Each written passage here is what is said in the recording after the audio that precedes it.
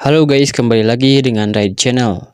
Terima kasih buat teman-teman yang udah selalu setia nonton video-video di channel ini. Dan untuk teman-teman yang baru mampir ke channel ini, alangkah baiknya teman-teman tekan tombol subscribe, like, komen, dan juga share sebagai bentuk dukungan teman-teman terhadap channel ini.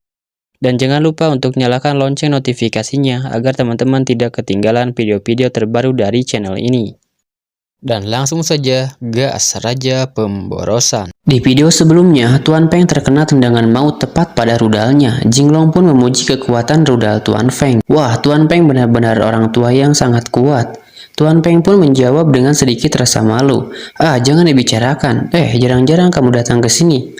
Mari kita bicarakan masalah pernikahan. Mendengar itu pun Jinglong langsung bergegas pergi. Hei, kembali. Tanggal 8 bulan depan. Bila ingin menikah, maka menikahlah. Bila tidak ingin menikah, bukan hakmu untuk lancang, teriak Tuan Peng. Namun, saat Tuan Peng berdiri, obat yang digunakan untuk menjebak Jinglong terjatuh. Melihat itu pun, Jinglong langsung mengambil obat tersebut. Tuan Peng, masalah pernikahan, kita bicarakan nanti. Ini obat apa? Kemudian saat Jinglong melihat obat itu, ada tulisan obat perkasa 3000 kali. Jinglong pun curiga pada Tuan Feng karena tidak biasanya kau meninggalkanku dan Sisi untuk makan. Tidak, aku bukan orang yang seperti itu. Itu adalah obat sehatku, jawab Tuan Feng. Jinglong pun hanya melihat Tuan Peng dan berbicara dalam hati. Aku bodoh jika percaya orang tua ini.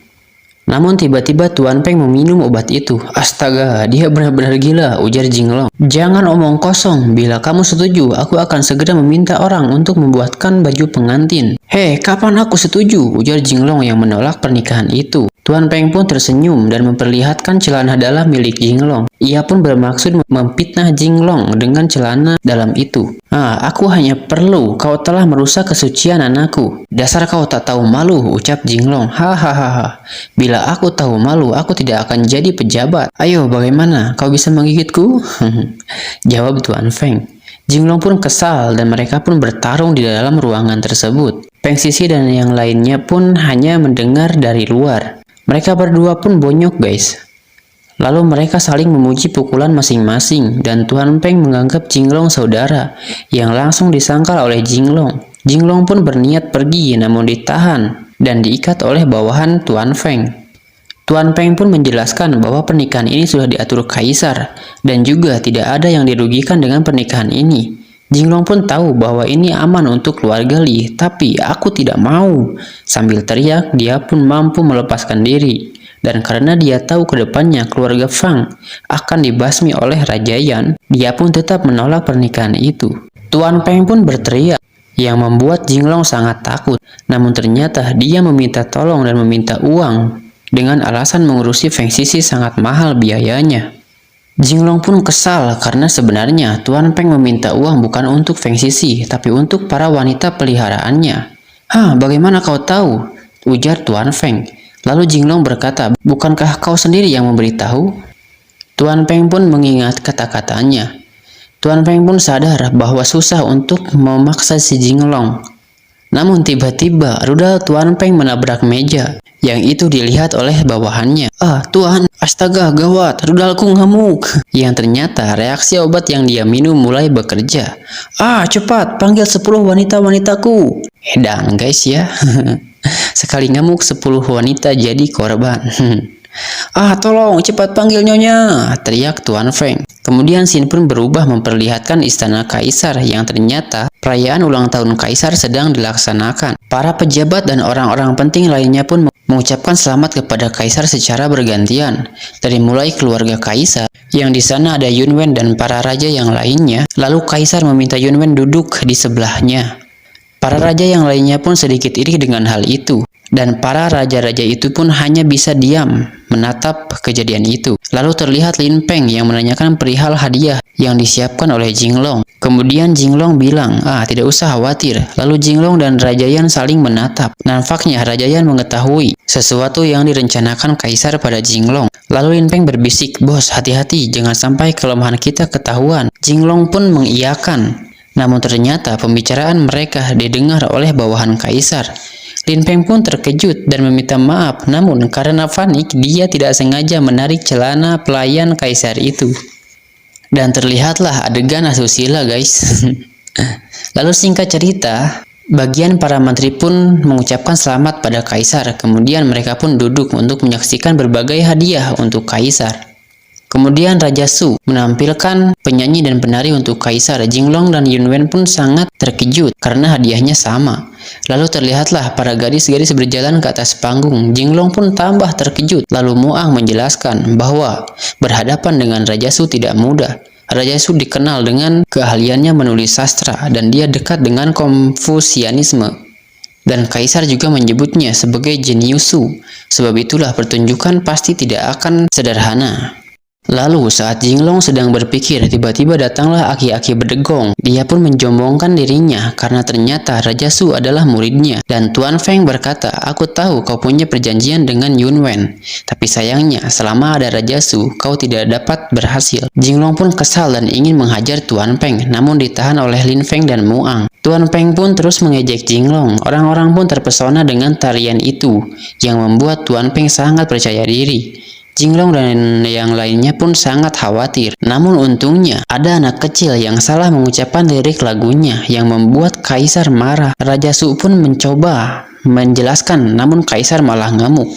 Jinglong pun senang dengan hal itu, namun tidak dengan Tuan Feng. Lalu tiba-tiba ada ayah Jinglong yang memberikan hadiah berupa tulisan kaligrafi. Namun sebelum dia menulis kaligrafi itu, kehadirannya membuat semua orang terdiam, begitupun dengan kaisar. Lalu Muang dan Lin Feng pun merasakan suasana yang tidak enak dan bertanya pada Jinglong. Jinglong pun hanya menjawab, aku tidak tahu. Lalu ayah Jinglong pun mulai menulis kaligrafi yang membuat terkejut kaisar dan para raja. Namun kaligrafi yang dibuat oleh ayah Jinglong membuat kaisar begitupun dengan semua orang sangat terkejut karena kaligrafi itu sangat jelek. Ya, karena hal itu pun dilakukan karena supaya kaisar tidak menganggap keluarga Li sebagai ancaman. Namun ada ayah si kampret Niu yang meminta ayah Jinglong untuk dihukum karena tidak menghormati kaisar. Raja Yan pun sangat terkejut dan seketika suasana pun hening. Lalu kemudian ayah Jinglong meminta maaf pada kaisar. Namun Niu He terus-menerus memprovokasi kaisar yang membuat kaisar marah. Lalu Jinglong tiba-tiba maju dan membela ayahnya. Hari bahagia yang mulia, hamba mengucapkan selamat pada yang mulia. Ucapan itu pun membuat semua orang terkejut. Dari mana datangnya bahagia, ucap kaisar. Yang mulia, prajurit seperti ayahku semuanya sudah mulai belajar menulis kaligrafi. Bukankah ini berkat kedamaian yang dibuat oleh kaisar? Terima kasih atas kedamaian yang telah diberikan yang mulia pada rakyat. Selamat yang mulia, berkah dinasti Ming, ucap Jinglong. Lalu ucapan itu pun membuat kaisar senang dan ucapan Jinglong adalah yang terbaik. Bangunlah, ujar kaisar. Raja Yan pun dan Yunwen yang melihat kejadian itu sangat kagum pada Jinglong. Namun Niu He pun tetap memprovokasi kaisar yang membuat Jinglong kesal. Dan terlihat Niu dan antek-anteknya menyombongkan hadiah yang akan diberikan oleh ayahnya. Niu He memberikan 2 ember giok yang sangat bagus dan membuat semua orang terkejut. Niu He pun mendefinisikan giok itu dengan sangat baik dan mereka pun terus mengejek Jinglong. Namun saat mau diberikan pada kaisar, Jinglong pun ingin melihat dulu giok itu. Tuan Niu, apakah kau bisa memperlihatkan dulu giok itu padaku? Ucap Jinglong yang seperti biasa membuat semua orang terkejut. Boleh saja, ucap Niu He yang sambil mengancam Jinglong karena dia kesal dengan kelakuan Jinglong pada Niu anaknya. Lalu Jinglong mengambil giok itu dan memecahkannya, dan hal itu membuat semua orang sangat takut dan kesal. Jinglong, kau harus memberikan penjelasan, ucap kaisar. Jinglong pun menjelaskan bahwa Niu He berniat menghina yang mulia kaisar. Dia bermaksud mengatakan bahwa penguasa Jiangsan ada 2 dengan memberikan 2 giok itu. Yang mulia, penguasa Jiangsan hanya ada 1, yaitu yang mulia kaisar. Tuan Niu memberikan 2 giok itu patut dicurigai. Kemudian Tuan Niu pun kaget dengan ucapan Jinglong itu. Keluarga Niu pun sangat ketakutan dengan ucapan Jinglong. Dan saat Tuan Niu bersujud untuk meminta maaf, Jinglong pun menyapa Tuan Niu. Tuan Niu, tampaknya kau melakukan kesalahan yang tak kau sadari.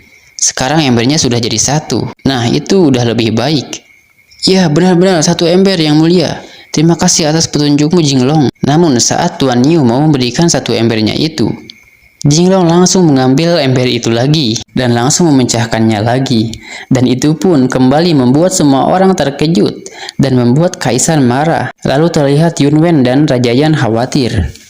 Lalu Jinglong pun menjelaskan bahwa Jiang Shan tidak pernah menggunakan ember giok, tapi Jiang Shan menggunakan ember besi. Dan dengan menggunakan ember giok ini, sama saja telah menghina tradisi dan kebanggaan negeri kita terhadap sumber daya yang kita miliki, ucap Jinglong.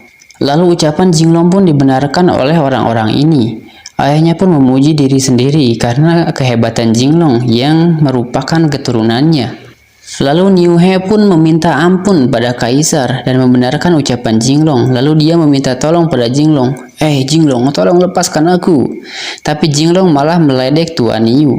Aduh, maaf, ini semua adalah salahku karena menghancurkan ember-embermu dan membuatmu kehilangan kesempatan untuk menjilat kaisar. Bukan. Kalau bukan karena kebijaksanaanmu, aku telah melakukan kesalahan besar, ucap Tuan Niu. Dan saat Jinglong dan Tuan Niu berbicara, kaisar berteriak mengusir keluarga Niu. Mereka pun menangis dan ayahnya Jinglong bangga mendengar semua orang membicarakan kehebatan Jinglong. Dan para raja pun mulai tertarik untuk mendekati Jinglong. Kaisar pun terdiam mendengar obrolan para raja. Jinglong, kamu kemari, teriak kaisar. Ternyata Jinglong berniat kabur. Hei, kenapa kau lari? Ucap kaisar. Yang mulia, kebaikan tidak boleh diketahui siapapun. Kaisar pun memuji peribahasa Jinglong dan Jinglong pun berterima kasih. Hei, terima kasih kepalamu. Apa kau pikir setelah Niu dihukum, kamu bisa baik-baik saja? Ucap kaisar. Jinglong pun meminta maaf pada kaisar. Sekarang kau baru minta maaf. Kau sangat pintar berbicara. Saat melawan Niu, Raja Su pun memanggil kakeknya, dan kakeknya berujar, Jinglong adalah pisau yang bagus, tapi dia masih perlu diasah. Raja Yan hanya melirik. Lalu sebagai hukuman, Jinglong disuruh memberikan hadiah oleh kaisar. Jinglong pun bingung karena dia tidak menyiapkan hadiah. Lalu kaisar pun murka karena melihat Jinglong yang hanya bengong. Namun tiba-tiba saja ada tamu kaisar dari negeri sebelah yang bentuknya seperti boyband, guys. Dia dari negeri Zhouqian yang bermarga sama dengan Jinglong, yaitu Li Fengyuan. Li Fengyuan pun menghina orang-orang dinasti Ming yang mempunyai badan yang sangat kurus. Hinaan itu pun membuat Jinglong sangat kesal dan kembali menghina balik, mengatakan orang-orang dari Zhouqian seperti bencong. Lalu ada seseorang lagi yang berbicara, wah kau sangat menarik. Dan ternyata wanita itu adalah putri negeri Anan. Wah, bos hebat, putri dari negeri Anan saja berani menggodanya, ucap Lin Peng yang langsung dicentang oleh si Jinglong. Mereka berdua pun menghadap kaisar dan mengucapkan selamat pada kaisar. Dan Li Fengyuan pun memberikan hadiah berupa hiasan yang bagus dan menjombongkan sumber daya dari kerajaannya atau dari negerinya. Kemudian mendengar kesombongan dari Li Fengyuan, kaisar pun memanggil Jinglong untuk membalas Lin Fengyuan yang sudah sombong dengan negaranya. Kaisar pun memaksa Jinglong untuk menampilkan hadiahnya, dan singkat cerita, mau tidak mau Jinglong pun memanggil para gadisnya untuk tampil. Dan saat keluar, para gadis itu pun seketika membuat kaisar dan semua orang terkesima. Jinglong pun sedih karena hadiah ini adalah andalannya untuk membatalkan pernikahan. Li Pengyuan pun tetap menghina dan memuji orang-orangnya dari negaranya. Kemudian terlihat putri dari negeri Anan pun sangat terkejut melihat kaki-kaki dari wanita-wanitanya Jinglong. Kemudian Li Pengyuan pun ingin menunjukkan tarian dari negerinya. Lalu singkat cerita mereka pun menari, namun tariannya tidak membuat orang-orang senang. Begitupun kaisar yang tidak mengerti bahasa yang mereka gunakan untuk menyanyi. Jinglong pun tertawa dan menghina balik Li Fengyuan. Lalu singkat cerita Jinglong pun memperlihatkan pertunjukan gadis-gadisnya. Dan tarian dari Jinglong sukses membuat semua orang menikmati dan memuji-muji pertunjukan itu. Dan setelah selesai, Jinglong pun mengatakan bahwa persembahan tadi hanya mewakili cucu kaisar, yang intinya Jinglong ingin perjanjian dengan cucu kaisar tetap berjalan. Hal itu pun membuat para raja marah karena Jinglong dekat dengan Yunwen, dan kaisar sangat terharu mendengar itu, bahwa pertunjukan itu adalah hadiah dari cucunya, dan meminta yang lainnya belajar dari Yunwen. Kemudian saat Jinglong merasa sudah aman, namun ternyata kaisar meminta hadiah pada Jinglong, dan hal itu pun membuat seluruh keluarga Li ketakutan karena jika tidak memberikan hadiah, mereka pun akan dihukum. Lalu beda halnya dengan keluarga Niu dan kawan-kawannya. Mereka pun terlihat senang. Lalu Jinglong berujar, "Yang mulia, saya sudah menyiapkan hadiah untuk Yang mulia." "Oke, biarkan aku melihat hadiahnya," jawab kaisar. Dan ternyata Jinglong memberikan sabun batang pada kaisar untuk coli guys. Kemudian Jinglong menjelaskan manfaat dari sabun tersebut yang mampu membuat gelembung dan memberikan banyak manfaat pada kaisar berupa kesehatan dan kebersihan, yang kemudian penjelasan Jinglong pun diperkuat oleh badan BPOM dinasti Ming guys. Semua orang pun terkejut dengan itu semua. Ada yang senang, ada yang kesal. Lalu Tuan Peng pun bangga dengan calon menantunya. Lalu tiba-tiba Li Peng Yuan pun mendekati Jinglong dan berniat membeli sabunnya, yang membuat Jinglong meledek Li Peng Yuan. Ia pun kesal, dan saat Jinglong memperlihatkan sabun batangnya, seketika Li Peng Yuan pun langsung senang. Tapi Jinglong mempermainkan harga dengan menaikkan harga sabun tersebut, yang membuat Li Peng Yuan sangat kesal. Namun saat Putri Anan juga ingin membeli sabun Jinglong, Jinglong pun kasih dengan harga yang sangat murah, karena Jinglong suka dengan boba milik Putri Anan yang sangat besar guys. Dan hal itu pun membuat Li Peng Yuan sangat kena mental guys. Lalu tiba-tiba mereka berdua pun mendekat, dan Putri Anan berterima kasih sambil sat-sat tipis-tipis guys ya, yang membuat semua orang iri pada Jinglong. "Hei Jinglong, kau malah berbisnis di sini," ucap kaisar. "Ya mulia, hamba masih punya satu hadiah yang harus hamba persembahkan untuk yang mulia." Dan hal itu membuat semua orang kembali terkejut guys. Dan Jinglong berujar, hadiah ini mewakili Raja Yan. Kemudian ucapan itu pun membuat Raja Yan heran dan segera mengucapkan selamat pada kaisar. Kalau begitu, bawa hadiahnya, aku ingin melihatnya," ucap kaisar. Dan terlihatlah kaisar sangat terkejut setelah mengetahui hadiah yang diberikan. Karena yang Jinglong berikan adalah arak Bali guys. Arak Bali ini yang dikasih sama si Jinglong guys. Yang hal itu pun kembali membuat Tuan Niu memprovokasi kaisar. Semua orang pun menilai hadiah itu sangat tidak sopan dan membuat Raja Yan was-was guys. Namun dengan pintarnya Jinglong menjelaskan manfaat dari arak tersebut, dan bawahannya kaisar mencobanya. Satu teguk langsung paten guys, ngeplay dia guys. Kaisar dan yang lainnya pun terkejut, arak apa itu? Jinglong pun kembali menjelaskan manfaat lainnya yang bisa membuat tentara sehat dan lain-lain. Dan arak itu diberi nama Niu Langsang Ergoto. Penjelasan itu pun dibenarkan oleh Departemen Kesehatan yang membuat semua orang percaya.